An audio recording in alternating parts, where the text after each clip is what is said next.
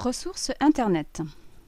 À savoir, pour assurer les échanges d'informations entre tous les ordinateurs sur Terre, on utilise le réseau Internet. Internet est un réseau informatique mondial constitué d'un ensemble de réseaux informatiques nationaux, régionaux et privés. Il relie les différents réseaux publics et privés sur Terre, connectant ainsi des millions d'ordinateurs entre eux.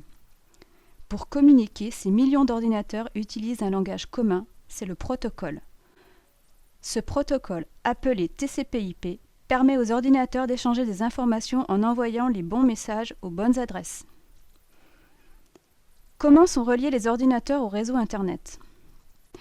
Pour se connecter à Internet, tout ordinateur domestique, d'un réseau d'établissements scolaires ou d'une entreprise, utilise un modem routeur qui, via le réseau téléphonique, se connecte au fournisseur d'accès à Internet. Le FAI va ensuite établir une connexion avec les différents routeurs qui vont aiguiller l'information vers le bon serveur hébergeant le site web ou le service demandé. Pour rendre ces échanges d'informations possibles, on utilise du matériel ainsi que des logiciels spécialisés. Il faut un fournisseur d'accès Internet. C'est une entreprise qui offre une connexion Internet à ses abonnés en établissant la communication entre le modem routeur et les différents serveurs du web. Le modem routeur, il est souvent fourni par le FAI. C'est un périphérique relié au réseau téléphonique qui permet d'établir la connexion à Internet.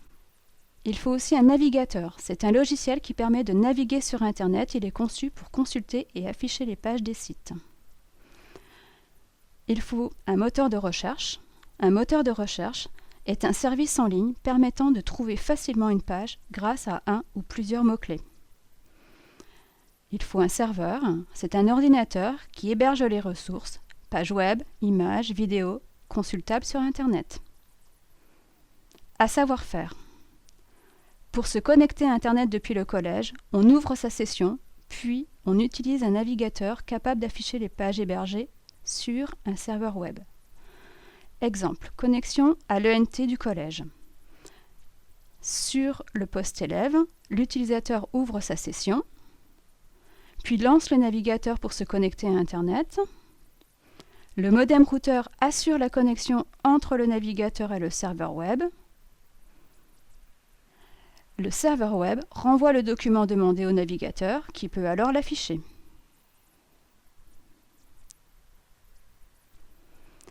Pour faire des recherches sur Internet, grâce au navigateur, on se connecte à un moteur de recherche qui permet de retrouver les documents demandés.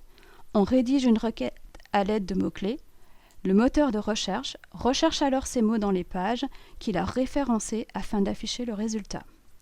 L'utilisateur ouvre sa session, puis lance le navigateur pour se connecter à Internet et saisit sa requête dans le moteur de recherche qui va rechercher dans toutes les pages web référencées contenant les mots-clés, puis afficher une liste de résultats contenant des pages web contenant les mots-clés. En synthèse, pour assurer les échanges d'informations entre les ordinateurs sur Terre, on utilise du matériel et des applications. Depuis le réseau local, la communication va passer par le modem routeur, puis le réseau téléphonique pour aller au réseau Internet. Le modem routeur assure la connexion. Le serveur héberge les sites. Les applications. Un navigateur permet d'afficher les pages web. Un moteur de recherche retrouve les documents demandés. À retenir. Internet relie des millions d'ordinateurs dans le monde qui communiquent grâce au protocole TCP/IP. Internet est donc le réseau des réseaux. Du point de vue matériel, un modem routeur permet d'assurer la connexion avec un fournisseur d'accès, appelé FAI, puis aux différents serveurs. Du point de vue du logiciel, un navigateur permet d'afficher et de consulter les pages que le moteur de recherche propose grâce aux requêtes rédigées avec des mots-clés par l'utilisateur.